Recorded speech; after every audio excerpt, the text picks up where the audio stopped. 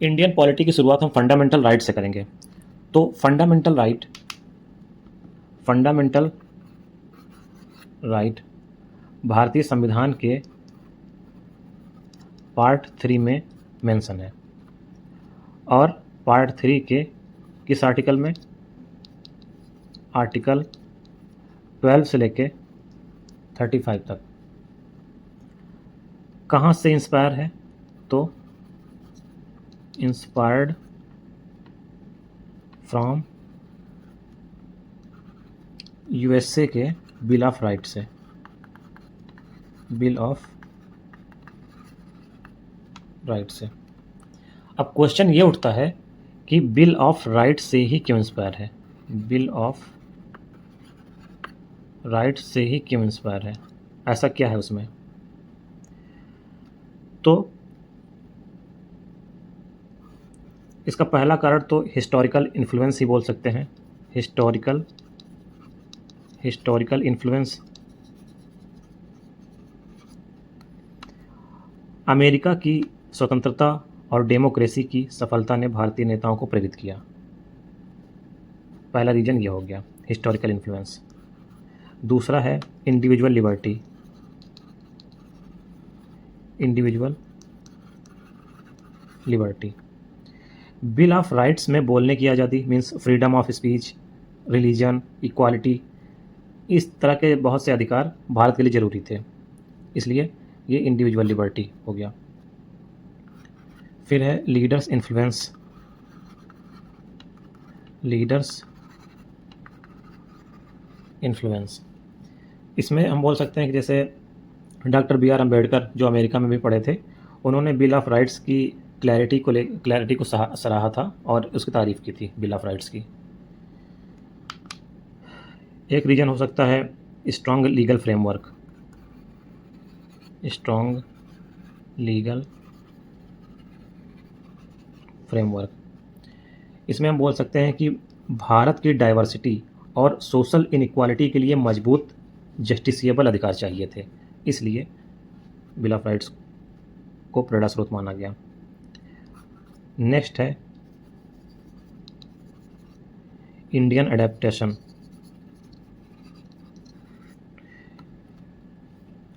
अमेरिकी अधिकारों को भारतीय नीड्स के लिए बदला गया, जैसे एबोलिशन ऑफ अनटचेबिलिटी। ऐसा नहीं कि पूरा उठा के वही छाप दिया गया, हमारे यहाँ जो ज़रूरी चेंजेस थे वो किए गए थे। जैसे एबोलिशन ऑफ अनटचेबिलिटी, ये सोशल बुराई थी हमारे यहाँ, छुआछूत की बुराई, तो आर्टिकल 17 में उसको भी डाला गया। एक रीजन है ग्लोबल स्टडी। इसमें हम बोल सकते हैं कि संविधान निर्माताओं ने अमेरिका, ब्रिटेन आदि की संरचनाओं का अध्ययन कर सर्वश्रेष्ठ अपनाया था। मतलब कि जैसे हमारे जो संविधान निर्माता थे उन्होंने अमेरिका का संविधान पढ़ा था, ब्रिटेन का पढ़ा था, अलग अलग हर तरह के संविधान पढ़े थे, तो उनको जो अच्छा लगा, जहाँ से अच्छा लगा, उस पॉइंट को वहाँ से उन्होंने उठाया था और अपने इंडियन अडेप्टेशन के हिसाब से उसको फिट किया था, जिस तरह से वो फिट हो रहा था। एक लास्ट कारण हो सकता है अवॉइडिंग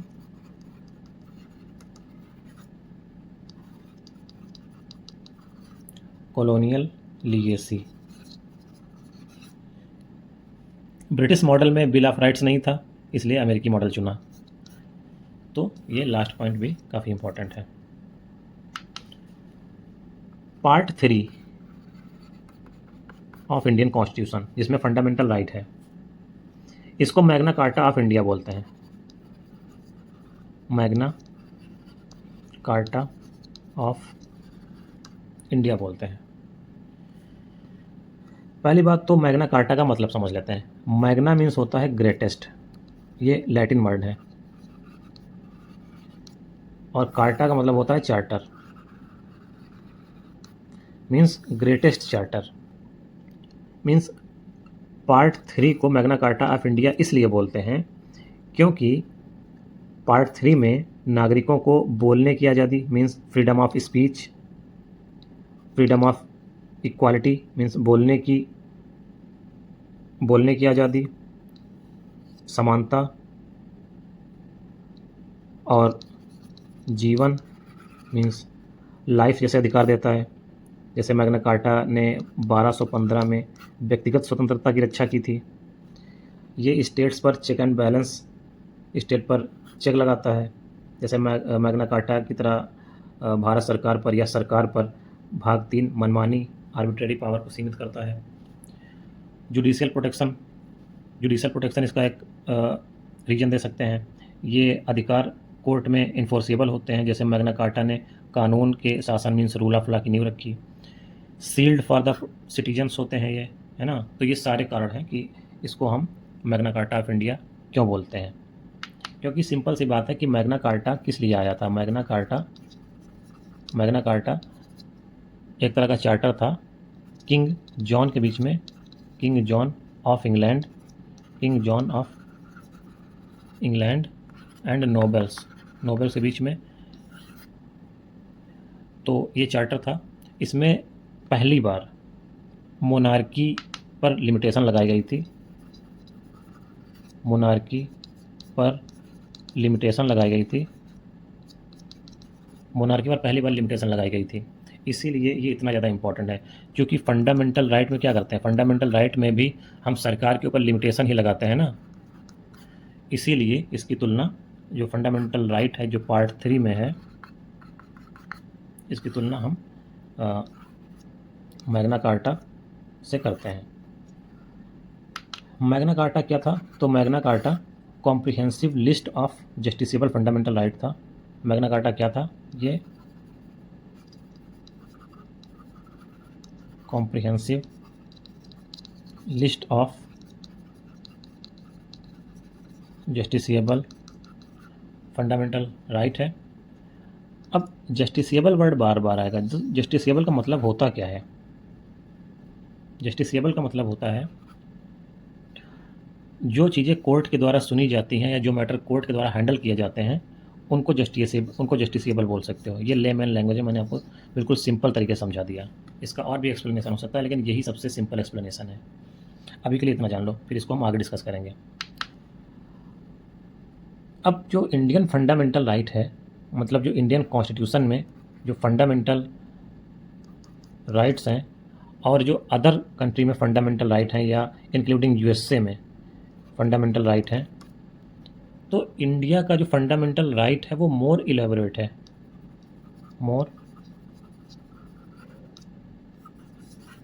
है। ऐसा क्यों? मतलब इंडियन फंडामेंटल राइट, जो इंडियन कॉन्स्टिट्यूशन में फंडामेंटल राइट है, वो यूएस के फंडामेंटल राइट से भी ज़्यादा इलेबोरेट है। ऐसा क्यों? क्योंकि पहला इसका कारण हो सकता है wider range of right. Wider range of rights.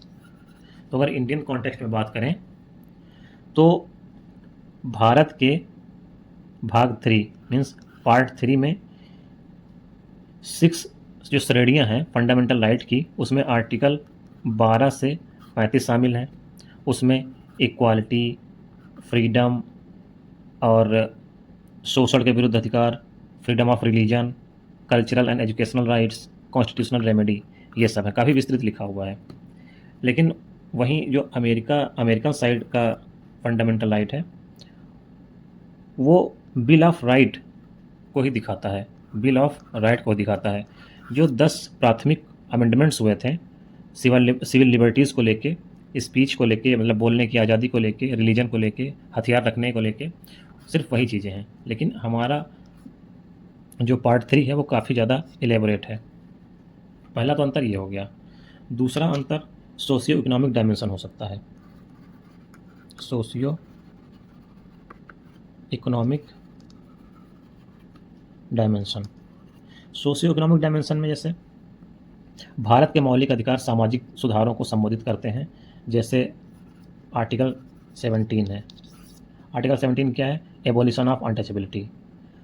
Article 23 है। आर्टिकल 23 क्या है? Prohibition of forced labour. ये भारत की सामाजिक समस्याओं को दिखाते थे, तो उसका समाधान भी ज़रूरी था, तो इसलिए हमने ये आर्टिकल डाल दिया। अमेरिकी बिल ऑफ राइट्स में सोशल इकोनॉमिक मुद्दों पर कम ध्यान दिया गया। इंडिया में ज़्यादा ध्यान दिया गया, वहाँ पे कम ध्यान दिया गया। इसलिए इंडियन ये ज़्यादा एलेबोरेट है। तीसरा कारण हो सकता है explicit restrictions and conditions. Explicit restrictions and conditions. Indian side में हम बोल सकते हैं कि रीजनेबल रिस्ट्रिक्शंस का प्रावधान है, जैसे आर्टिकल 19 में आप पब्लिक ऑर्डर को तहस नहस नहीं कर सकते हैं बोलने की स्वतंत्रता के अधिकार का यूज करके। अमेरिकी अधिकार अधिक एब्सोल्यूट हैं, अधिक निरपेक्ष हैं।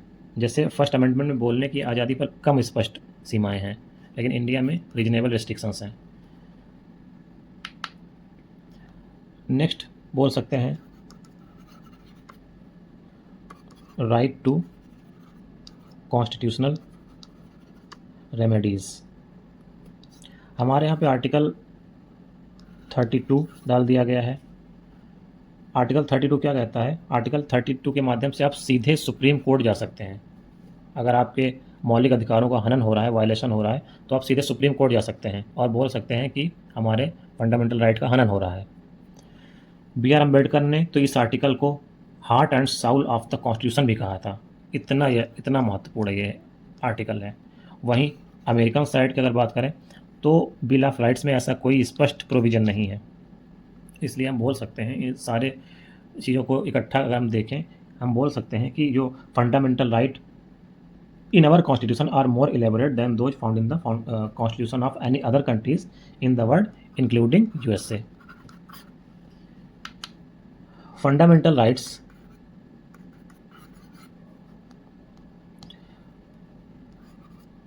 Are guaranteed by the Constitution। इसका क्या मतलब हुआ? Fundamental rights are guaranteed by the constitution, मतलब फंडामेंटल राइट जैसे आर्टिकल 12 है, आर्टिकल 13 है, आर्टिकल 14 है, आर्टिकल 15 है, आर्टिकल 16 है, ये सब विस्तृत रूप में हमारे संविधान में लिखा हुआ है।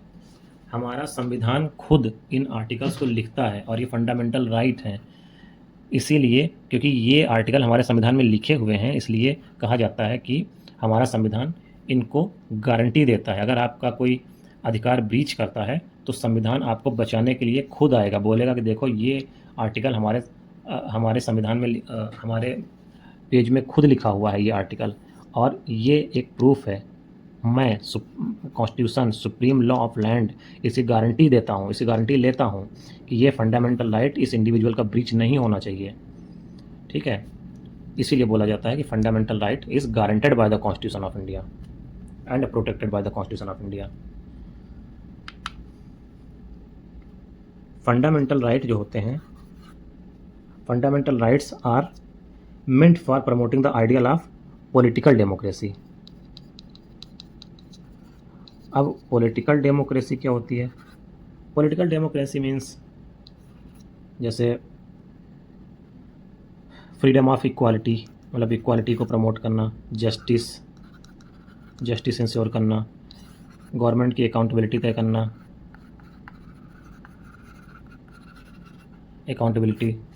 और पार्टिसिपेशन भी बोल सकते हो इसमें।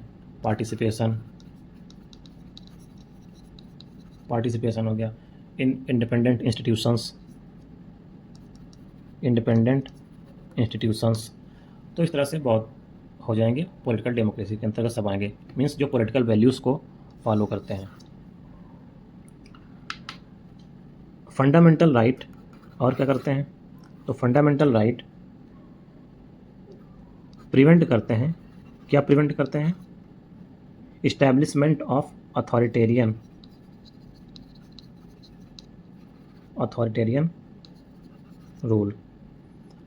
Rule and despotic rule.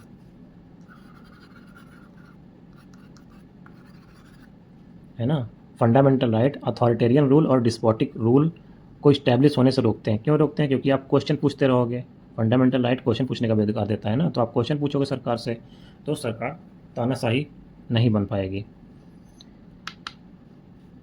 और फंडामेंटल राइट क्या करते हैं? फंडामेंटल राइट हमारे लिबर्टीज़ को, फ्रीडम को प्रोटेक्ट करते हैं। लिबर्टीज़ को फ्रीडम्स को क्या करते हैं, ये प्रोटेक्ट करते हैं, प्रोटेक्ट करते हैं। किससे प्रोटेक्ट करते हैं? अगेंस्ट स्टेट, सरकार से प्रोटेक्ट करते हैं, सरकार हमारे अधिकारों को छीनने ना पाए। ये अगेंस्ट स्टेट प्रोटेक्ट करते हैं, ठीक है। फंडामेंटल राइट का नाम फंडामेंटल राइट क्यों पड़ा? तो fundamental right is guaranteed and protected bye constitution. भारतीय संविधान ने फंडामेंटल राइट को गारंटी दी है और प्रोटेक्ट किया है। मीन्स आर्टिकल, हमारे संविधान में आर्टिकल लिखे हुए हैं 12 से लेके 35 तक, इसलिए हम बोल सकते हैं कि फंडामेंटल राइट कॉन्स्टिट्यूशन के द्वारा गारंटेड है और प्रोटेक्टेड है। और हमारा जो संविधान होता है ये फंडामेंटल लॉ ऑफ लैंड है। हमारा संविधान क्या है? ये फंडामेंटल लॉ ऑफ लैंड है। क्योंकि हमारा संविधान फंडामेंटल लॉ ऑफ लैंड है और इसी ने फंडामेंटल राइट को गारंटी दी है, प्रोटेक्ट किया है, इसीलिए इसको फंडामेंटल राइट बोल सकते हैं। दूसरा फंडामेंटल होने का कारण ये है, दूसरा कारण फंडामेंटल होने का है कि ये ऑल राउंड डेवलपमेंट को ये इंश्योर करता है। अब ऑल राउंड डेवलपमेंट क्या हो गया? जैसे मटेरियल डेवलपमेंट, जैसे इंटेलेक्चुअल डेवलपमेंट, जैसे मोरल डेवलपमेंट और जैसे स्पिरिचुअल डेवलपमेंट। तो इस सारे हर तरह के डेवलपमेंट को ये इसमें इंक्लूड करता है, तो ऑल राउंड डेवलपमेंट हो सके, इसलिए इसका नाम फंडामेंटल राइट पड़ा। ओरिजिनली ये 7th है, लेकिन 44th कॉन्स्टिट्यूशनल अमेंडमेंट एक्ट जो कि 1978 में हुआ था, उसमें जो राइट टू प्रॉपर्टी था उसको फंडामेंटल राइट से हटा के उसको लीगल राइट बना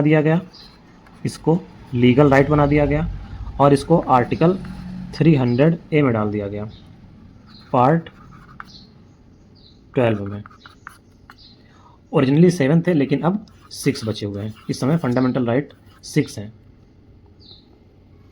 तो जो 6 फंडामेंटल राइट हैं वो कौन कौन से हैं? एक तो है right to equality,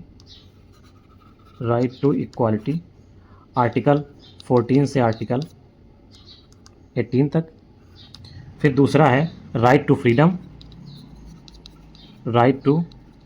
freedom, article 19 से आर्टिकल 22। फिर तीसरा है right against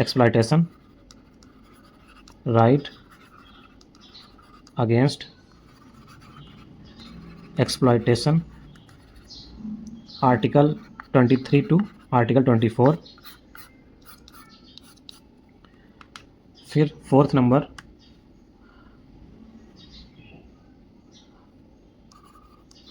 right to freedom of religion, article 25 to article 28। 5th number है